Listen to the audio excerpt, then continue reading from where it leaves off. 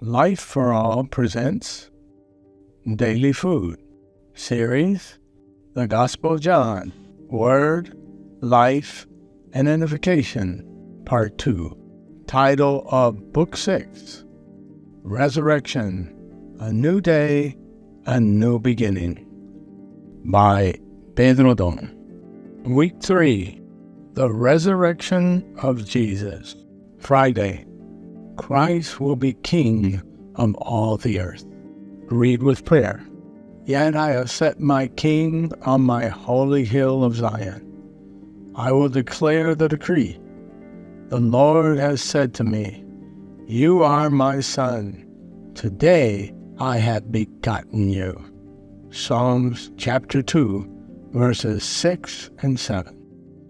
God determined that the government of all things should be on the shoulders of Christ. Of the increase of his government and peace, there will be no end. Upon the throne of David and over his kingdom, to order it and establish it with judgment and justice from that time forward, even forever. The zeal of the Lord of hosts will perform this. Isaiah chapter 9, verse 7. In the 10th chapter of Genesis, we read that after the flood, Nimrod emerged, verses 8 through 12, built cities and established his dominion as the leader of his time. At that time, humanity feared that God's judgment, represented by the flood, would be repeated. Nimrod told men that they did not need to fear God and established a human government, disregarding God's government. This was instigated by Satan, who acts this way to this day. This situation is described in Psalm. Why do the nations rage and the people plot a vain thing? The kings of the earth set themselves, and the rulers take counsel together against the Lord and against his anointed, saying, "Let us break their bonds in pieces and cast away their cords from us." Chapter 2, verses 1 through 3. Satan instigates the nations and their princes and leaders to rebel against God, as they did with Nimrod. Thus, he has corrupted humanity. However, he who sits in the heavens will laugh. The Lord shall hold them in derision. Then he shall speak to them with his wrath and distress them in his deep displeasure. Yet I have set my King on my holy hill Zion. I will declare the decree. The Lord has said to me, "You are my Son. Today I have begotten you." Verses 4 through 7. God chose Christ as King. However, this King must be a man to inherit all nations. That is why Jesus became a man and became the King chosen by God. Psalms chapter 2, verses 8 and 9. Before his fall, Lucifer longed to be the chosen one, but God chose Christ. Filled with envy and hatred, Satan killed Jesus through the Jewish leaders. He is the adversary who to this day leads the nations to hate God and to hate Christ, God's anointed. Therefore, our struggle aims to establish the government of Christ here on earth, and for this, we preach the gospel of the kingdom. Today, our mission is to preach the gospel of the kingdom as a testimony to all nations. Moreover, for this, material resources are necessary, just as they were at the time when Jesus fulfilled his earthly ministry alongside the disciples. There were then people who followed the Lord and supported him in his needs.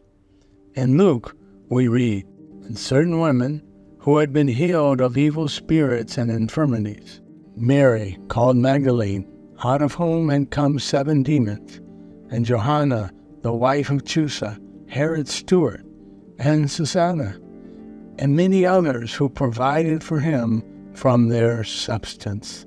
Chapter 8, verses 2 and 3. Mary out of whom Jesus cast demons, was one of the women who had possessions, followed the Lord, and made offerings in favor of his ministry. For God to carry out his work on earth, there must be those who provide financial resources. For this reason, I ask the Lord to touch our hearts, to lead us to have faith in order to make generous offerings in favor of his work. You have to believe. When we make offerings, let us do it like someone turning on a faucet, and God will also provide us with more resources. If we fear and offer like someone using a dropper, God will also use a dropper to supply us. Let us open the faucet generously. Mary Magdalene contributed this supply so that Jesus' ministry here on earth would be possible. Today, we also need to do our part. Follow the word closely and make offerings generously to meet the needs of the Lord's work. If we are faithful to return to the Lord what he has given us, he will entrust us with more and more, as he will see that our heart is focused on his work. Jesus had already warned his disciples that he would be delivered into the hands of the chief priests, would die, and on the third day would rise again. He repeated this prophecy 3 times in the Gospel of Matthew. But surprisingly, no one went to the tomb early in the morning to check whether he had risen. The women's testimony was needed. John, in his Gospel, records the presence of Mary Magdalene there. Men tend to be more objective in their attitudes, but women have a more sensitive emotion and a more subjective perception. This sensitivity led Mary Magdalene to be the first person to witness Jesus' resurrection as she went to the tomb to anoint his body. Now, after the Sabbath, as the first day of the week began to dawn, Mary Magdalene and the other Mary came to see the tomb. And behold, there was a great earthquake. For an angel of the Lord descended from heaven, and came and rolled back the stone from the door, and sat on it. His countenance was like lightning, and his clothing as white as snow. And the guards shook from fear of him, and became like dead men. But the angel answered and said to the women, "Do not be afraid, for I know you seek Jesus who was crucified. He is not here, for he is risen, as he said.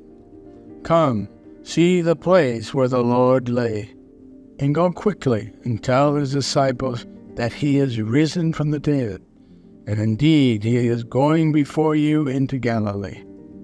There you will see him. Behold, I have told you."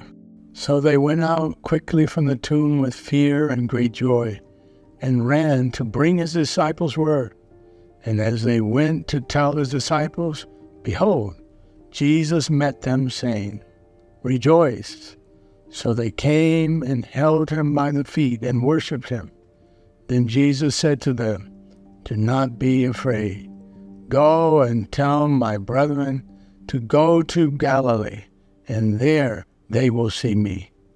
Matthew chapter 28, verses 1 through 10. First, Jesus called the disciples friends because they knew his heart. After his death and resurrection, through those women, he sends a message to the disciples calling them brothers. After the resurrection, a life relationship began to exist between our Lord Jesus and us. We became his brothers and sisters. Write the sentence that touched your heart the most. Highlight the key points in this sentence. Pray according to the content highlighted above.